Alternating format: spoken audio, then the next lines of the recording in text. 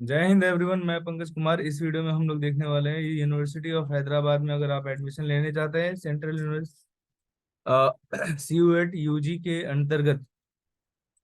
तो under graduate में आप एडमिशन लेना चाहते हैं तो आप कैसे एडमिशन ले सकते हैं।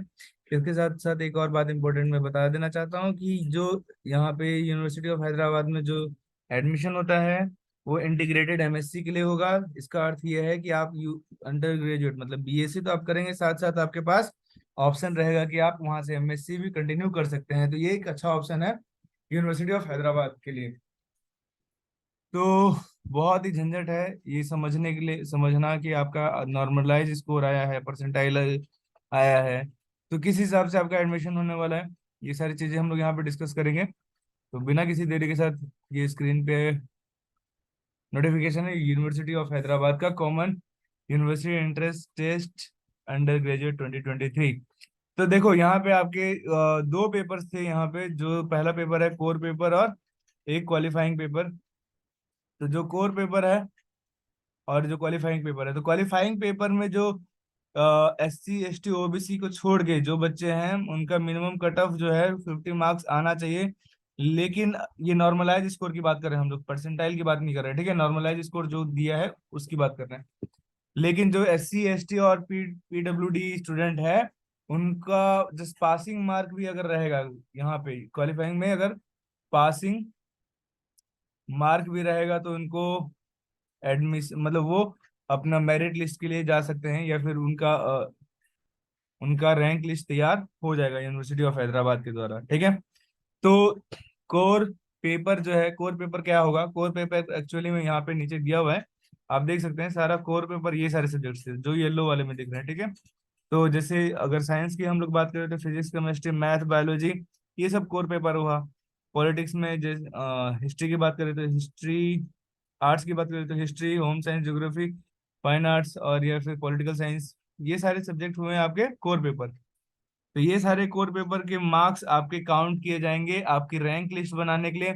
लेकिन जो लैंग्वेज है ये सिर्फ क्वालिफाइंग के लिए, क्वालिफाई होना जरूरी है इसमें। बाकी इसका मार्क्स आपका रैंक बनाने के लिए इसका मार्क्स जोड़ा नहीं जाएगा, ठीक है। तो यहाँ पे ये काले अक्षरों में, जो मोटे मोटे काले अक्षरों में लिखा है साफ साफ कि minimum cut off of 50 marks in the qualifying paper, 35 marks for the IMA Hindi, IMA Urdu, IMA Telugu to consider for the admission to the integrated PG programme, ठीक है। इंटीग्रेटेड PG प्रोग्राम का अर्थ फिर से बता दे रहा हूँ मैं आपको कि इसका मतलब है कि BSc और MSc आपका साथ साथ हो जाएगा। पहले 3 साल का आपका BSc होगा, उसके बाद से अगर आप कंटिन्यू करना चाहेंगे तो वहीं से 2 साल का आपका MSc भी कंटिन्यू कर देंगे।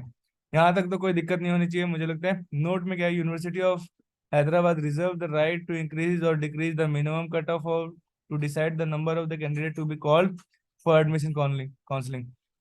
तो ये फेर बदल कर सकता है आपकी मिनिमम कट ऑफ के लिए। तो ये हालांकि फेर बदल जनरली नहीं करेगा।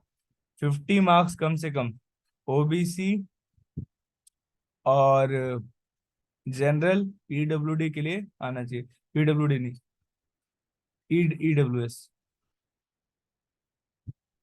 तो इनके लिए और बाकी के लिए SC ST और PWD है ना, फिजिकली हैंडीकैप।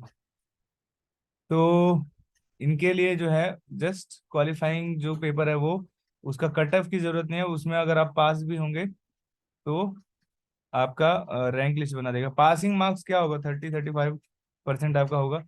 आप उसमें पास होने चाहिए बस। अब देखते हैं कि कौन से सेक्शन में कितनी सीटें हैं। तो इंटीग्रेटेड MSc में मैथमेटिकल साइंस में करीब सिर्फ 20 सीटें हैं। 20 सीटों के लिए ये सारी चीजें एक बार इंपॉर्टेंट है। एलिजिबिलिटी आप देख लो, कम से कम आपका 60% होना चाहिए 12th में। और साथ साथ अगर आप मैथ या फिजिक्स लेना चाहते हो तो आपका 12th में कम से कम मैथमेटिक्स बैकग्राउंड होना चाहिए। बाकी जो candidate seeking for the IMSc chemical science, तो जो बच्चे केमिकल साइंस के लिए जाना चाहते हैं तो उनको क्या करना है, उनको कम से कम science, chemical science should be able to conduct their experiment on their own. तो वो अपना एक्सपेरिमेंट खुद से कर सके। There will be no provision for allowing assistance और scribe to do the experiment. तो आपका जो एक्सपेरिमेंट होगा वो सब खुद से आप करने, आपको खुद से करना आना चाहिए। मतलब खुद से कर पाए, आपके लिए कोई सब्सक्राइब के लिए अलाउ नहीं करेगा कि आपकी जगह पे कोई और जाके आपके एक्सपेरिमेंट करेगा, ठीक है। इंटीग्रेटेड एमएससी में ही आपका जो फिजिक्स का है, फिजिक्स में भी आपके 20 सीट है, और 20 सीट के लिए जो यहाँ पे कोर्सेज थे, जिसके कोर्स मार्क मार्क किए जाएंगे, वो कोर पेपर के फिजिक्स, मैथ और केमिस्ट्री। फिर से मैं बता दे रहा हूँ कि फिजिक्स में अगर आपको लेना है कोर्स ऐसे इंटीग्रेटेड एमएससी, तो आपको मैथमेटिक्स आपका +2 में होना चाहिए। लैंग्वेज बस क्वालिफाइंग मार्क्स है। केमिकल साइंस में जो लैंग्वेज जो केमिकल साइंस में जो आपका कोर पेपर है वो केमिस्ट्री का ही है, उसमें केमिस्ट्री के ही मार्क्स जोड़े जा रहे हैं। और इसमें सीट है लगभग 30 सीट है, ठीक है। क्वालिफाइंग पेपर इसके दो है, फिजिक्स और केमिस्ट्री, फिजिक्स और इंग्लिश इसके क्वालिफाइंग पेपर है। तो ये आप जब अपने नॉर्मलाइज मार्क्स देखेंगे तो फिजिक्स का मार्क्स इसमें मत जोड़ देना, ठीक है, केमिस्ट्री में। और आप, हो सकता है कि आप खुश हो जाओ कि इस मार्क्स मेरा ज्यादा आ रहा है, लेकिन आपका ये फिजिक्स और इंग्लिश का मार्क्स केमिकल साइंसेस के लिए जोड़ा नहीं जाएगा, मेरिट लिस्ट बनाने के लिए, रैंक लिस्ट बनाने के लिए, ठीक है। अगर आप बायोलॉजी में एडमिशन लेना चाहते हैं तो बायोलॉजी में यहाँ पे 48 सीट्स है, और 48 सीट्स काफी अच्छी सीट है। और इसमें अगर आप आपका कोर पेपर का मार्क्स कौन सा जुड़ेगा, बायोलॉजी का जुड़ेगा, केमिस्ट्री का जुड़ेगा, फिजिक्स का और मैथमेटिक्स का जुड़ेगा। देन इंटीग्रेटेड अप्लाइड जियोलॉजी के लिए 10 सीटें हैं, और 10 सीटों के लिए इसमें मार्क्स जुड़ेगा फिजिक्स और केमिस्ट्री का। मैथमेटिक्स यहाँ पे क्या है, क्वालिफाइंग पेपर है। बायोलॉजी क्या है, यहाँ पे क्वालिफाइंग पेपर है। इंग्लिश भी यहाँ पे क्वालिफाइंग पेपर ही है। Integrated optometry, masters in optometry में अगर आप जाना चाहते हैं तो यहाँ पे 28 सीटें हैं। और यहाँ पे कोई ज़्यादा एलिजिबिलिटी क्राइटेरिया बड़ा लंबा चौड़ा नहीं, सिंपल है। अगर आप 60% लेके आए हैं +12 में, तो आपका आराम से ये सीट के लिए क्वालिफाई कर सकते हैं। यहाँ पे क्वालिफाइंग पेपर सिर्फ और सिर्फ इंग्लिश, मैथमेटिक्स और बायोलॉजी है। इंटीग्रेटेड एमएससी हेल्थ फिजियोलॉजी में 20 सीटें हैं, और 20 सीटों में भी सेम क्राइटेरिया, 60% आपका आना चाहिए +2 में, ठीक है। देन आपके पास इंटीग्रेटेड एमए है, तेलुगु है। एमए तेलुगु में आपका क्वालिफाइंग पेपर इंग्लिश है, और मेन पेपर जिसका मार्क्स जोड़ा जाएगा वो तेलुगु है। इसमें सीटें हैं 19, और ये सारी लिखी हुई बातें हैं, पूरी पढ़ लेते हैं। बट 60% तो 12th में आना चाहिए एडुकेशन में।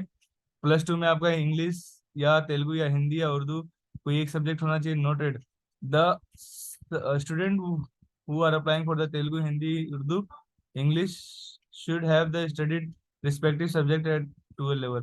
तो जो भी सब्जेक्ट के लिए आप अप्लाई कर रहे हैं, जैसे तेलुगु के लिए अप्लाई कर रहे थे, +2 में आपका तेलुगु सब्जेक्ट होना चाहिए। In case student has not studied Telugu, Hindi, Urdu as one of the subject, he should have passed an Oriental title examination equivalent to the intermediate +2 in the Telugu by Government of India or any state government or along with the +2 level। तो अगर मान लो आपने कोई ऐसा English, Hindi या उर्दू या तेलुगु आपने +2 में नहीं पढ़ा, तो कोई एग्जाम है जो इक्विवेलेंट होगा इंटरमीडिएट +2 के लिए, जो गवर्नमेंट ऑफ इंडिया या फिर स्टेट गवर्नमेंट के थ्रू वेरीफाइड हो, ठीक है। Note: candidate who applying for the Telugu should have studied Telugu at the first language in 12 in 10th class। तो जो तेलुगु के लिए अप्लाई कर रहे हैं, उनका जो 10th में है, वो कम से कम Telugu as a first language होना चाहिए। नेक्स्ट अब चलते हैं, उर्दू के लिए 10 सीटें हैं। एमए के लिए भी 14 सीटें हैं। तो उर्दू के लिए यहाँ पे मेन कोर पेपर जिसका मार्क्स जुड़ेगा उर्दू का ही जुड़ेगा। जनरल इकोनॉमिक्स के लिए जनरल टेस्ट का मार्क्स जुड़ेगा। हिस्ट्री के लिए जनरल टेस्ट का मार्क्स जुड़ेगा। इसमें 13 सीट्स हैं। इसके लिए क्राइटेरिया बस सिंपल है, 60% आपका मार्क्स होना चाहिए +12 में। एंड इकोनॉमिक्स या हिस्ट्री या पॉलिटिकल साइंस में आप लेना चाहते हैं सीट, तो पॉलिटिकल साइंस में 13 सीट है, core paper, general test. Eligibility for the programme, हाँ चलो। तो सोशियोलॉजी के लिए भी जनरल टेस्ट है, 60% आपका 12th में आना चाहिए। टोटल सीट्स 14 है। एंथ्रोपोलॉजी के लिए आपके जनरल टेस्ट ही होगा, सीटें हैं 13। और 11th 12th में आपका मिला के मतलब 12th में आपका 60%, 60% होना चाहिए। फिर से ये देख लो, for candidate belonging to SC ST differentially abled categories in minimum, the minimum eligibility is pass in the qualifying examination. Got it? यहाँ तक हो सकता है, मुझे लगता है कि आपके सारे डाउट्स क्लियर हो गए होंगे। तो जब भी रजिस्ट्रेशन का पोर्टल शुरू हो रहा है, तो आप वहाँ पे जाके रजिस्ट्रेशन पोर्टल पे जाके अपना रजिस्टर कीजिए। और यहाँ पे मैं देख पा रहा हूँ कि यहाँ पे अभी तक कोई एलिजिबिलिटी क्राइटेरिया दिया है, कोई रजिस्ट्रेशन का अभी लिंक नहीं दिख रहा है। पेमेंट, हाँ, अप्लाई ऑनलाइन यहाँ कहीं है। Admission portal 2023। तो यहाँ पे आप जाके न्यू रजिस्ट्रेशन एडमिशन पोर्टल पे नया रजिस्ट्रेशन आप अपना कर सकते हैं। तो बिना देरी के साथ यहाँ पे आप अपना काम शुरू कर दीजिए। मिलते हैं नए वीडियो के साथ। कोई डाउट है तो प्लीज़ अपने कमेंट सेक्शन में भेजिए। और आपका लाइक बटन मेरे लिए बहुत हेल्पफुल होगा, मुझे मोटिवेट करेगा। लाइक शेयर सब्सक्राइब भी कर देना। Thanks for watching. मिलते हैं नेक्स्ट वीडियो में।